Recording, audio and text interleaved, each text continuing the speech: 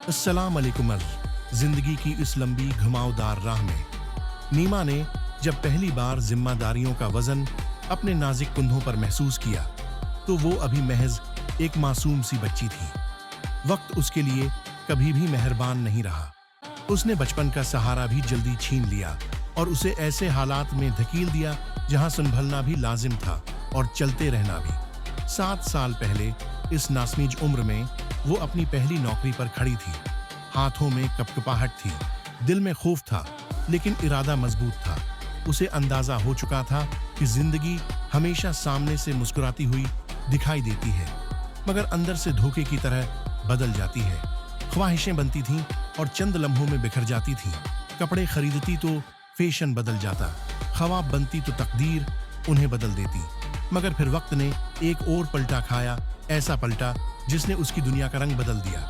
वो आम सी लड़की से इवेंट्स की शहजादी शान बन गई। महलों की चमक, शाही पहचान, गाड़ियों की कतारें, सब बदल गया।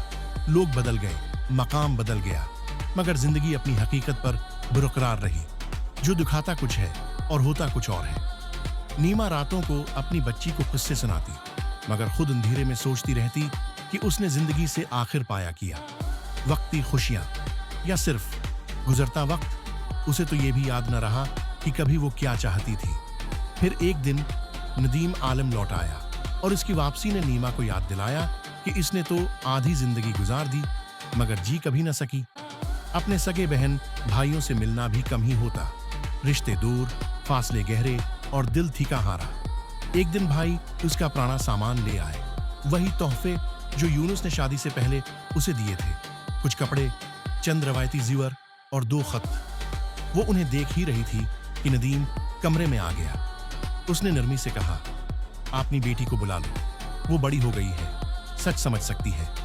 नीमा ने लर्जती आवाज में कहा, उसके पास मेरे अलावा कोई नहीं, मैं उसे एहसास तन्हाई नहीं देना चाहती। नदीम ने मुस्कुराकर कहा, तुमने अपनी पूरी जिंदगी इस पर कुर्बान की है, वो कभी गलत नहीं समझेगी। नीमा जानती थी नदीम उसकी कमजोरी भी था और उसका सहारा भी। वो एक सादा भला इंसान था जिसने हर मुश्किल के बावजूद उसका साथ दिया था। और इसी सच्चाई के साथ वो एक रोज बोला, मैं सिर्फ तुम्हारा शौहर नहीं बनना चाहता, मैं तुम्हारी बेटी का बाप भी बनना चाहता हूँ।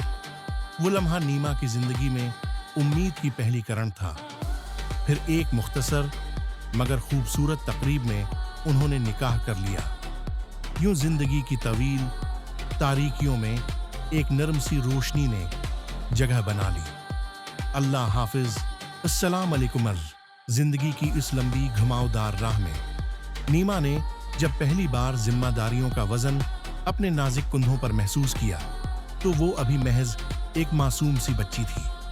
वक्त उसके लिए कभी भी मेहरबान नहीं रहा। उसने बचपन का सहारा भी जल्दी छीन लिया और उसे ऐसे हालात में धकेल दिया जहां संभलना भी लाजिम था और चलते रहना भी।